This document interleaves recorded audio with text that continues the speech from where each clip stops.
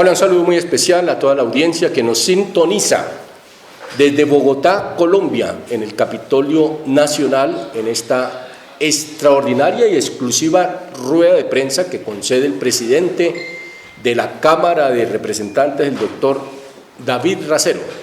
Es la primera vez, la primera oportunidad en exclusiva para dar un informe y en rueda de prensa sobre el balance legislativo de una legislación para el cambio, de una legislación también muy importante. Nos están sintonizando desde todos los departamentos de Colombia en medios audiovisuales, de televisión comunitaria, de televisión por suscripción, de radio en emisoras comunitarias y de plataformas internet en todo el país. Doctor Racero, las cámaras son suyas, el auditorio es suyo y agradecimiento de verdad por esta exclusiva. Creo que inicialmente dará usted un informe y posteriormente vamos con algunas preguntas, ¿le parece? Perfecto, no, muy buenos días. En primer lugar, agradecerles a todos los presentes, a todos los medios alternativos, comunitarios, digitales, impresos y por supuesto de todas las plataformas televisivas y de radio que se encuentran presentes y agradecerles por responder a esta convocatoria, a este llamado que hacemos desde la presidencia de la Cámara. Creemos profundamente en el deber constitucional, político y ético de nosotros como congresistas hacer rendición de cuentas. Para nosotros la rendición de cuentas no es simplemente un punto que hay que chulear por obligación, porque está contemplado en la ley, pese a que muchos no lo hacen, sino que es un principio fundamental para el fortalecimiento de la democracia. Sin rendición de cuentas es como si los empleados no pudieran nunca darle cuenta a sus empleadores, a sus jefes. Al fin y al cabo, los servidores públicos, especialmente los congresistas que fuimos elegidos por voto popular, tenemos unos jefes y son ustedes la ciudadanía.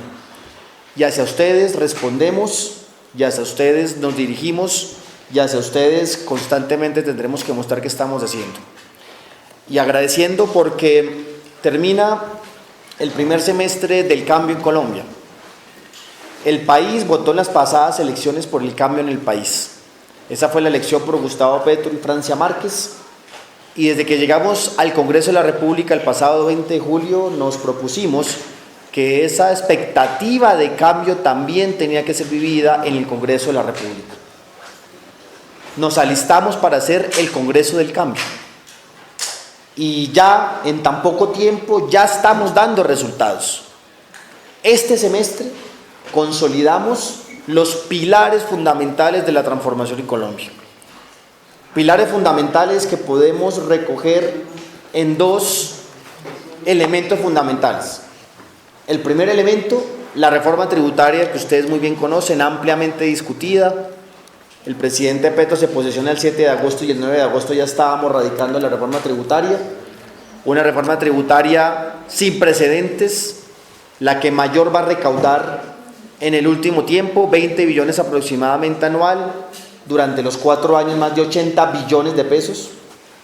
Una reforma tributaria altamente progresiva que, respondiendo a la Constitución, es una reforma que grava a los que más tienen y sobre todo no le mete la mano al bolsillo a los colombianos de a pie, ni a las clases medias ni sectores populares. Una reforma tributaria que responde al déficit fiscal de casi 8.9 puntos porcentuales del PIB dejado por el gobierno anterior, y una reforma tributaria que va a garantizar la agenda social del cambio al cual voy a hacer referencia. El segundo pilar de este semestre es sin lugar a dudas el proyecto de paz total que esta semana termina de ser, se complementa con la reforma política, pero que ya fue sancionada por el presidente de la República, la ley de orden público que se adicione, que conocimos como paz total, que da las garantías, el paraguas, que da las garantías para entrar en diálogo y negociación con cualquier grupo armado en el país. Solamente con paz total, sostenible y duradera, podemos desarrollarnos como país. Para nosotros la paz no es simplemente la dejación de los fusiles, para nosotros y nosotras la paz es una política de desarrollo, de cambio, de transformación territorial. Esas dos agendas fundamentales se aprobaron en el Congreso unas ya secundarias, pero no significa que no tengan importancia para el gobierno, como la ley de Escazú. Ustedes muy bien saben la discusión que se dio durante 5 años, engavetado por este gobierno, por el pasado gobierno y el Congreso de ese entonces. Y otras reformas como la reforma política, que cursa los 4 primeros debates y que el próximo semestre termina. 4 debates le hacen falta, pero que se empieza la discusión en el Congreso de la República. No siendo de menor cuantía o de menor valor, el Congreso de la República se ha caracterizado en los 4 meses que nos anteceden por ser un Congreso que respeta y dignifica la democracia. La Cámara de Representantes ha dado todas las garantías para que la oposición y el pensamiento diferente se manifieste. Ha sido una Cámara garantista. Desde mi presidencia se ha respetado a la oposición. Se acabaron las jugaditas de quienes nos han antecedido. Se acabó el engavetar proyectos por ser proyectos tal vez contrarios al gobierno. Se acabó el cercenar el micrófono en las intervenciones. Se acabó ese Congreso del pupitrazo y ese Congreso acrítico que solamente obedecía lo que dictaba el presidente de turno y cercenaba la diferencia. Hemos sido un Congreso democrático que está respondiendo a la voluntad del país, una voluntad de reconciliación, de paz, una voluntad de respeto a la diferencia, una voluntad de ir acabando poco a poco la alta controversia que llevaba a la polarización absoluta. Si el gobierno nacional habla de cambio, si el país quiere cambio, pues los congresistas estamos cambiando. Ese es el primer informe que damos desde la presidencia de la Cámara de Representantes. Y si quisiera mencionar, si bien este año construimos los pilares del cambio, el próximo semestre se realizarán las transformaciones sociales que en lo personal quisiera, como Colombia nos recordara. El próximo semestre discutiremos y aprobaremos la reforma a la salud, a la reforma pensional, ley 100 las 2, la reforma al trabajo, ley 50, y posiblemente la reforma a la educación, ley 30. Con esas 4 transformaciones sociales transformamos la vida del ciudadano y la ciudadana de a pie. Aquí en el Congreso y esta presidencia, la Cámara recibe constantemente los sueños, los anhelos, las preocupaciones del colombiano y de la colombiana. Y es deber nuestro tramitarlas dentro del Congreso. Hemos estado a la altura y esperamos que el próximo semestre, por supuesto aprobando el Plan Nacional de Desarrollo, columna vertebral que es por obligación, vamos ahora a tramitar las grandes reformas del cambio. Y sin lugar a dudas el Congreso y especialmente la Cámara de Representantes tendrán en cuenta las expectativas ciudadanas para hacer reformas en función de la gente y no reformas en función de los mismos de siempre. Señor presidente, gracias por ese informe sobre los principales pilares y las expectativas para el primer semestre. Tenemos varios periodistas aquí, unas 50 medios, ellos se han inscrito aquí en forma ordenada, esperamos que su tiempo alcance para resolver la mayor cantidad de preguntas. Preguntas cortas para respuestas cortas, ¿le parece, presidente? Perfecto. Darío Salazar, de la revista y la plataforma SXXI, se prepara Flor Águeda, de Décima Realidad. Muy amable presidente, muchas gracias por estar con los medios alternativos y comunitarios de Bogotá. Quisiéramos que le contara al país, le cuente al país, cuáles fueron las dificultades de orden político que se tuvo esta Cámara para adelantar los procesos y al mismo tiempo nos revele cuáles fueron las presiones económicas que también se vieron, o por lo menos no las vimos los colombianos, sí las sintieron ustedes y especialmente como presidente de la Cámara. En esas 2 líneas, presidente, quisiera que nos contara. Gracias. Bueno, discusión política todo el tiempo. Y por supuesto, cuando hablamos de cambio, siempre habrán fuerzas que se sientan temerosas por esa apuesta de cambio. sobre todo porque Colombia no está viviendo una época de cambio, sino un cambio de época. Y cuando llegamos al gobierno y mayoritariamente al Congreso, los del Pacto Histórico, sabíamos muy bien desde un principio que no llegábamos a administrar el Estado, sino a transformarlo. Así que la discusión política es amplia. Lastimosamente siento que la oposición política todavía está muy infante, sin argumento y más bien con mentiras. Y todavía le hace falta altura a la oposición de este país para generar el debate como debe ser. Ojo, cualquier país democrático maduro necesita una oposición madura. De eso se trata la democracia. Y las democracias son fuertes cuando hay una oposición fuerte. En este momento siento que la oposición se está encontrando. Y por supuesto también hay diferentes expresiones en el Congreso de la República, en los diferentes debates. Ustedes vieron la reforma tributaria, por supuesto como algunos grupos de interés quisieron influenciar, desde el sector de hidrocarburos, que al final fue uno de los sectores que más terminó siendo grabado, pero también el tema de las bebidas azucaradas, que lastimosamente quedamos con un porcentaje de impuesto a las bebidas azucaradas, no como queríamos un poco más, pero pues esa discusión hizo que se me modelara un poco. Pero hay que decirlo, el Congreso debe vivir a plenitud todo ese tipo de conflictos de interés. El Congreso es la expresión, debe ser la expresión en la cual se deben encontrar justamente los diferentes actores sociales, económicos y políticos del país. ¿Cuál es el problema? Cuando se hace de manera escondida. ¿Cuál es el problema? Cuando el lobby se hace por debajo de la mesa. Cuando el lobby o la presión económica se hace a través de la financiación de las campañas. Cuando el lobby económico termina imponiendo una ruta política sin haber sido elegidos. Entonces creo que la maduración de una democracia, de una discusión abierta en el Congreso es que se exprese abiertamente cuáles son los intereses. Pregunta Flor Águeda, del medio de comunicación Décima Realidad, y se prepara Javier García. Bueno, presidente, por favor, cuéntenos cuál fue la participación de la Cámara de Representantes en la ley de paz total, y para recordar las dificultades que encontraron en ese camino. Tal vez algo de lo que generó más discusión con la paz total fue aquella discusión que permitía volver a entablar diálogo con aquellos que habían surtido un proceso de paz y que por varias circunstancias habían desistido ya de ese proceso. Y estamos hablando concretamente de lo que hoy conocemos como disidencias de las FARC, que participaron en el proceso de negociación, porque desde un principio hubo algunos grupos que no participaron del proceso, pero los que estuvieron en la mesa de negociación y que después hasta la misma firma de la paz, volvieron otra vez a la legalidad. Hubo una discusión sobre el mal mensaje que podría generar eso, si eso no era más bien un incentivo a que los grupos ilegales volvieran se volviera a incentivar de una u otra vez su economía ilegal y su acción ilícita.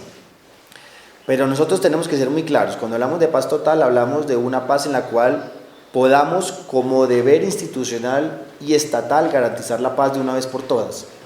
Colombia es un país experta en negociar con grupos armados, desmovilizar grupos para que surjan otros. Ese es nuestro drama. Nuestro drama en nuestro país es que cada cierto tiempo hacemos acuerdos para que el Estado los incumpla y surjan nuevos grupos armados, ligados por supuesto a las economías ilícitas e ilegales. El concepto de paz total implica cómo nosotros hacemos diálogos con cualquier grupo armado en este momento, desde unas características particulares de cada grupo. No es que se negocie por igual con todos los grupos, ojo, es que haya la posibilidad de diálogo y negociación y dependiendo de las características del grupo, por ejemplo, con un historial político como el ELN, o por ejemplo, grupos netamente dedicados al narcotráfico, pudiésemos tener mecanismos diferenciados de tratamiento, algunos de negociación política en el caso del primero, otros como sometimiento. Pero lo importante es que nunca se cierre la puerta de la paz. Y esto no es un tema de soberbia política, El Estado es el que más debe ser humilde ante eso, es mi opinión. Por la paz vale la pena intentarlo una y otra vez. Y es mejor, como aprendimos con el proceso de las FARC, una paz imperfecta que una guerra perpetua. Gracias, presidente. Pregunta Javier García de Teleafro y se prepara Robinson Pérez de Radio Alternativa. Presidente, por favor. En esta legislatura se escucharon nuevas voces como las voces de las curules de paz. ¿Cómo se garantizó desde la Cámara de Representantes estas nuevas intervenciones de estos nuevos partidos y espacios políticos que se abren en el ámbito? Muchas gracias por la pregunta. Gracias porque cuando llegamos el 20 de julio las curules de paz no estaban todavía reglamentadas. Esa fue una de las herencias del pasado Congreso que no quiso, y obviamente ustedes saben muy bien el proceso de marchitamiento de la paz que quería el presidente anterior y su grupo político, no quiso reglamentarlas. Eso fue la primera tarea que nos tocó hacer como presidencia de Cámara, adelantar la discusión y aprobación de la reglamentación de las curules de la paz, curules de las víctimas, el CITREP, que son 16. En cuestión de 2 semanas lo pudimos avanzar y ser firmado por el propio presidente de la República. Insisto que esta Cámara de Representantes ha sido una Cámara completamente garantista donde todas las voces tienen eco. No hay nunca afán por parte de la presidencia de la Cámara adelantar de manera acrítica la discusión, y si nos tenemos que demorar varios días en una discusión lo hacemos. Es entendible, la Cámara funciona mejor, diferente al Senado. El Senado son 110 senadores, acá estamos con 187 representantes. Por supuesto las discusiones son más largas, más acaloradas, pero lo hemos sacado adelante con todas las garantías, tanto a las curules de las víctimas como a las bancadas de gobierno y sobre todo a las bancadas de oposición en su legítimo y constitucional derecho a hacer oposición. Pregunta Robinson Pérez de Radio Alternativa. Se prepara Edgar Suárez de A Media Cuadra. Sí, buenos días, presidente. La pregunta tiene que ver precisamente en relación, buenos días, Robinson Pérez de Radio Alternativa. Tiene que ver precisamente con el tema de mi casa o el famoso Ministerio de las Artes ahora, el Ministerio de Cultura y de las Artes y de los Saberes. Tengo entendido, ustedes han revisado, han recibido este proyecto de ley, digamos, de reforma, pero también hay una cuestión que tiene que ver con la economía creativa. ¿Cómo usted vislumbra desde la Cámara de Representantes este proyecto que también va a democratizar, como usted lo decía ahorita, o a dignificar la democracia de los artistas, de los cultores? ¿Cuál proyecto te refieres específicamente? Hay varios. Cambia el nombre del Ministerio de Cultura. Iniciativa de la ministra de Cultura, que no es simplemente un acto simbólico el cambiar el nombre, que estuvo ya condicionado ese Ministerio de la Cultura hacia un enfoque netamente mercantilista con el concepto de economía naranja. Aquí se pretende es recuperar el concepto de el arte, la cultura, los artistas, no solamente como el espacio de la creación y sobre todo un espacio de creación espiritual, sino de dignificación de la vida del artista también como transformador de sociedad. Es un proyecto para mí de los más importantes, insisto, no es simplemente como lo han intentado caricaturizar de solo cambio de nombre y ya, sino es el cambio de enfoque, así como queremos construir un nuevo modelo económico, de eso se trata, y nos estamos preparando para la superación del neoliberalismo en Colombia. Esas son las reformas del próximo semestre, y no porque lo decretemos, sino porque el mundo ya está avanzando en otros modelos económicos. El modelo neoliberal ya es obsoleto. El modelo neoliberal hoy en el mundo es incapaz de hacer frente a las crisis económicas, políticas, sociales que cada vez son más constantes en el planeta. El modelo neoliberal es incapaz de afrontar como debe ser la crisis climática del mundo. Y el mundo ya está avanzando. Y Colombia no quiere quedarse rezagada. Hablar de cambio del modelo de cultura implica también esa transformación social. Sin cambio de valores, sin cambio de formas de comprender el mundo, sin cambios la forma como se vive el arte en las sociedades, tampoco podríamos hablar de un cambio verdadero y de fondo en nuestro país. Ya se viene adelantando, ya se aprobó en comisión, esperamos que lo vamos a aprobar en plenaria en estas 2 semanas que nos quedan para hacer su trámite en Senado. Gracias, presidente.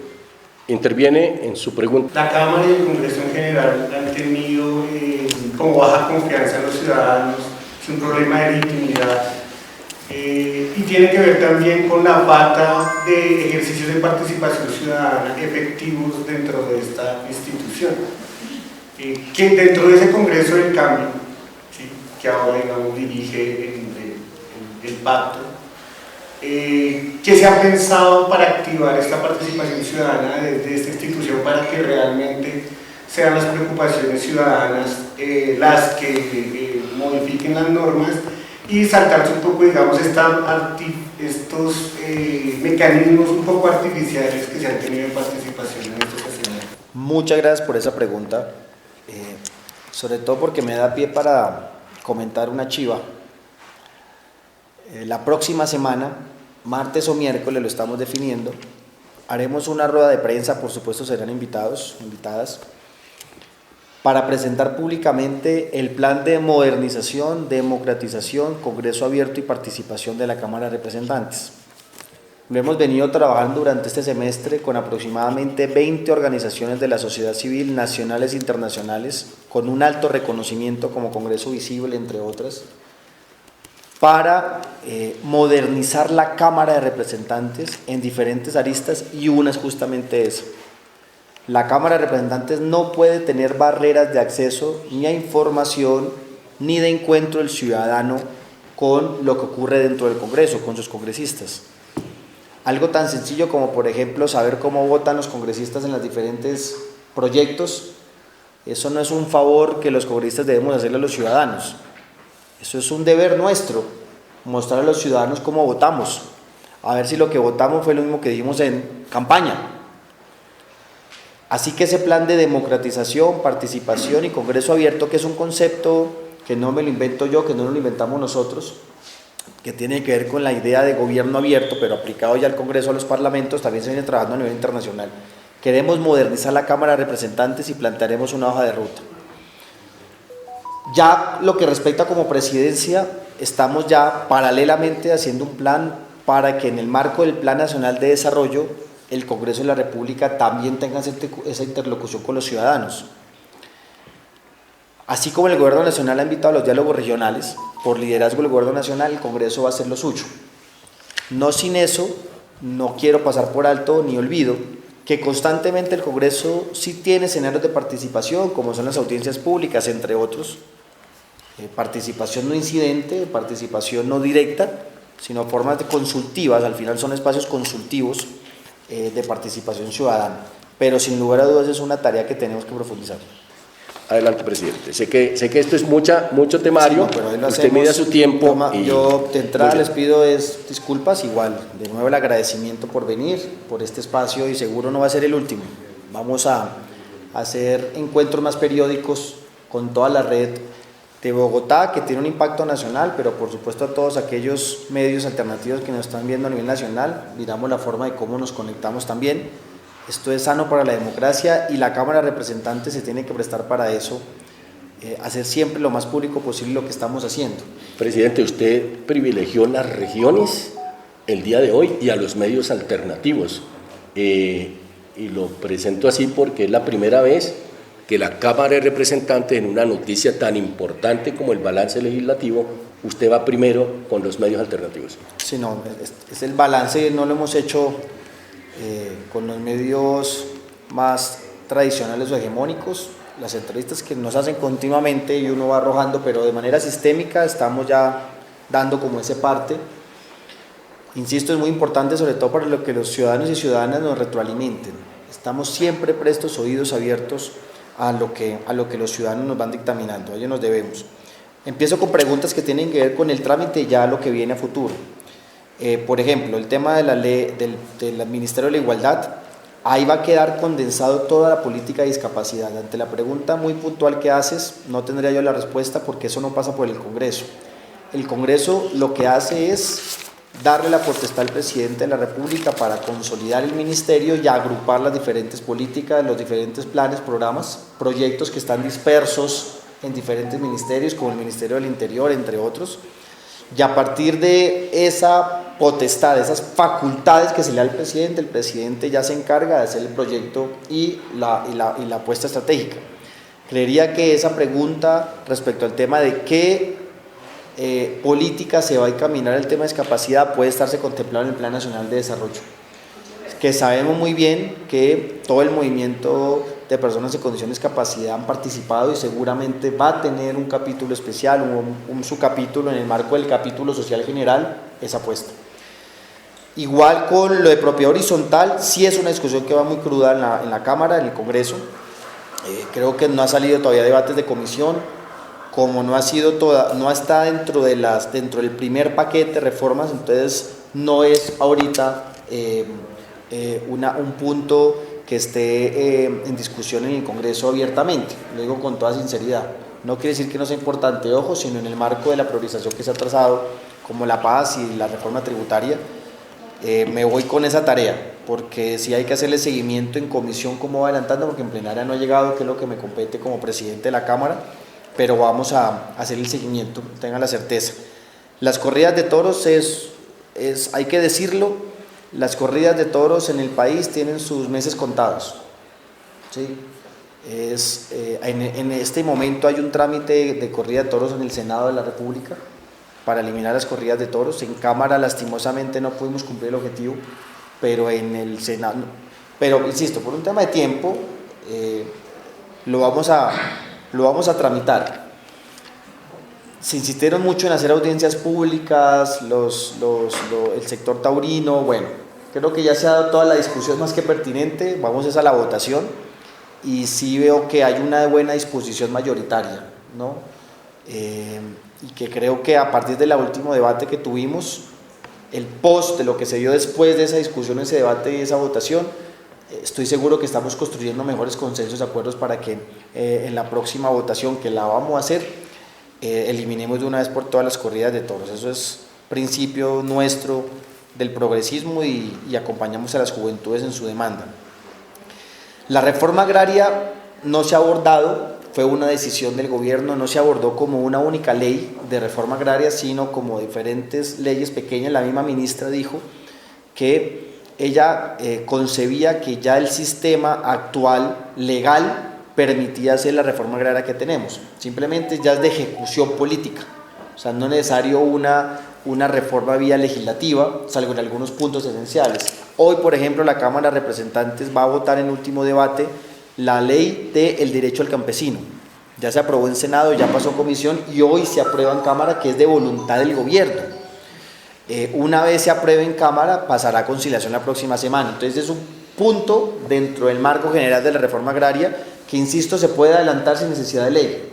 La compra de los predios, la negociación que se hace con los terratenientes no pasa por ley, no es necesario, sino que se puede hacer solo con voluntad política, y esa voluntad política la tiene expresamente el presidente Gustavo Petro y la ministra. En estos 4 días, esa carretilla haciendo la alegoría, por supuesto hay mucha expectativa sobre la idea del cambio, ¿no?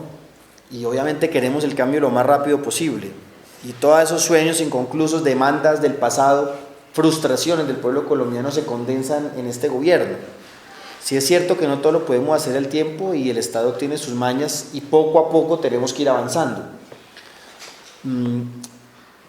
Lo que asumo como el Plan Nacional de Desarrollo popularmente construido, en este momento más de 300.000 personas han participado en los diálogos regionales y todavía faltan algunos, ya estamos finalizando las próximas 2 semanas, nos va a arrojar un saldo de participación ciudadana tan importante que va a permitir canalizar esas demandas ciudadanas y responder a ese anhelo de cambio. Pero yo soy muy franco, muy sincero. Cambiar un país como el nuestro no lo vamos a poder hacer en 4 años. Se necesita una generación para hacer las transformaciones profundas que anhela el país. Volvernos un país con una política social fuerte, un país donde se acabe el hambre, se acabe la pobreza, que es lo que queremos. Yo sueño con eso. Un país altamente productivo, con una industria, con un agro que no solamente permita activar la economía nacional, sino que nos permita ser potencia internacional.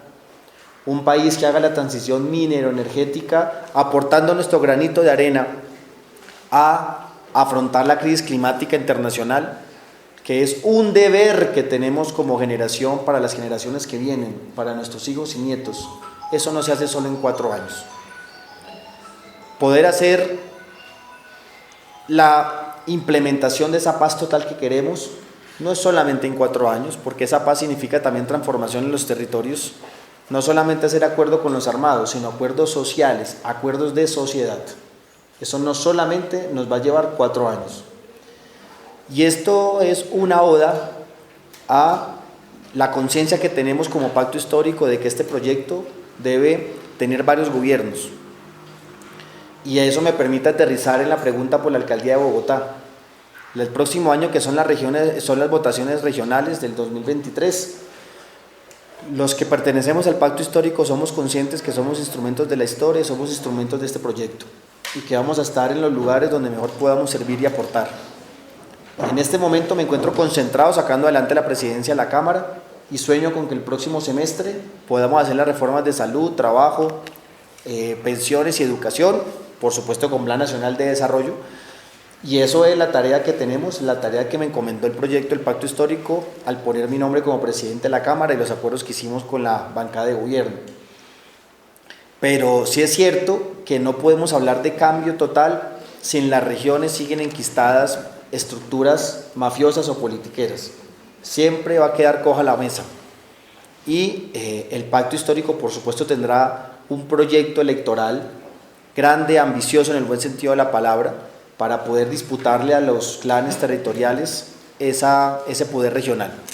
Bogotá no puede quedarse atrás. Bogotá no puede escoger un alcalde o una alcaldesa que no esté en sintonía con la agenda de cambio nacional. Imposible.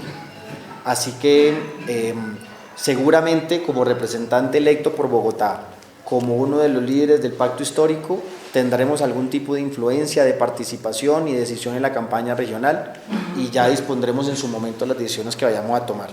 Es decir, no lo descarto, pero cada día tiene su afán y en este momento vamos a sacar primero la agenda nacional, que es lo que nos compete.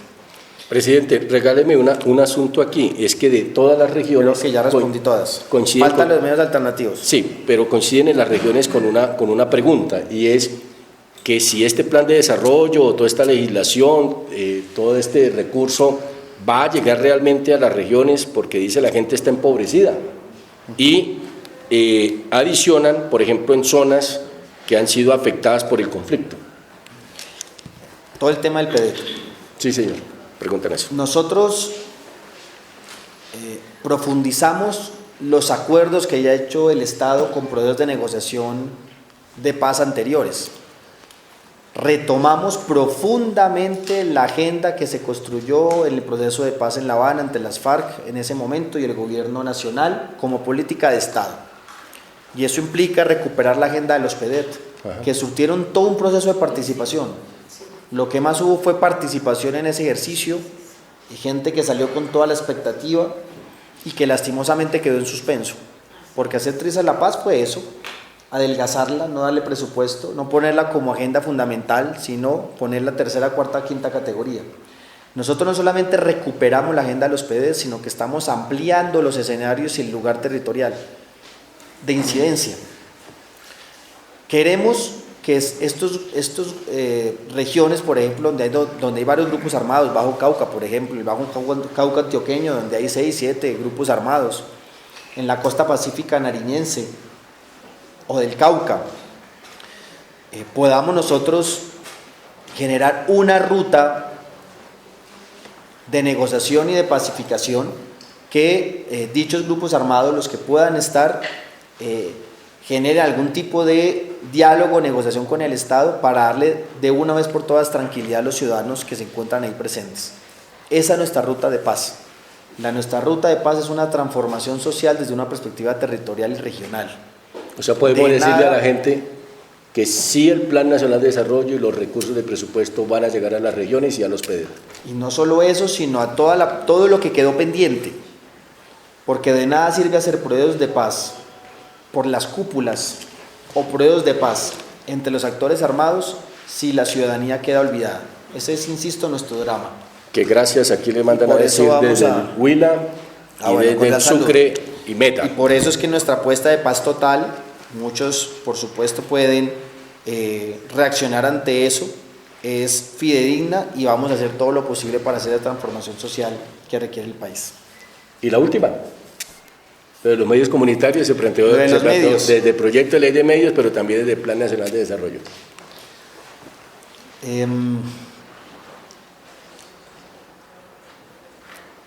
Democracias fuertes solamente pueden aparecer, ocurrir, cuando tenemos una amplitud en el proceso de construcción de la información, de difusión de la información y de la forma de relacionarnos con la información. La democracia pasa por la capacidad que tengamos como sociedad, que los ciudadanos puedan tener mejores canales de información y una mejor calidad en la información.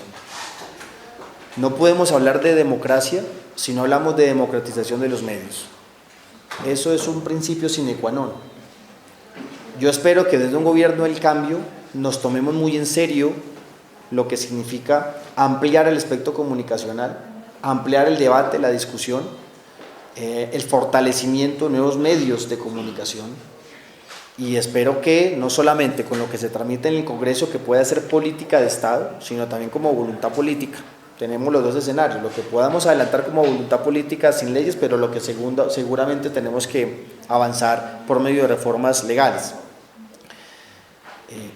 Si no, yo creo que el cambio queda cojo. Sin medios alternativos, sin medios comunitarios, sin medios populares fuertes, el cambio queda cojo. El cambio sería muy difícil si los flujos de información solamente quedan supeditados a los medios tradicionales. Porque cualquier cambio político, económico que se genera va siempre precedido por un cambio cultural en las formas de pensar. Nosotros no podemos hablar de reforma a la salud, de reforma pensional, de educación, si la gente no se la pelea, no la lucha, no toma conciencia, que ya hay una relativa conciencia, si no se empodera. ¿Y eso cómo se puede hacer? Con unos buenos y mejores canales de información y discusión. Desde una política de Estado se tiene que fortalecer la democratización de la información y de la comunicación en el país. Señor presidente de la Cámara de Representantes, ha pasado usted la prueba en el tablero. No solamente ha sido un informe y balance, sino también prácticamente usted aquí rindió una buena cuentas. Tertulia, muy bien, muchas gracias. Usted rindió cuentas, gracias a las amigas y amigos por esa sintonía, esa retransmisión nacional. A todos los medios comunitarios alternativos, gracias por estar presente y felicitaciones, no solamente por lo que se ha hecho, sino por todo el proyecto 2023 que corresponde a anuncios aquí: democracia para el país, salud, reforma también al tema de pensiones, ley del trabajo, educación, plan nacional de desarrollo, y seguramente en el segundo semestre vendría el tema de ley de medios. Perfecto. Así que, amigas y amigos, muy amables por su sintonía. Muchas gracias, Rodrigo. Y hasta pronto. Muchas gracias a todos. Gracias, presidente. Corriendo para la comisión. Muchas gracias. Muy amables.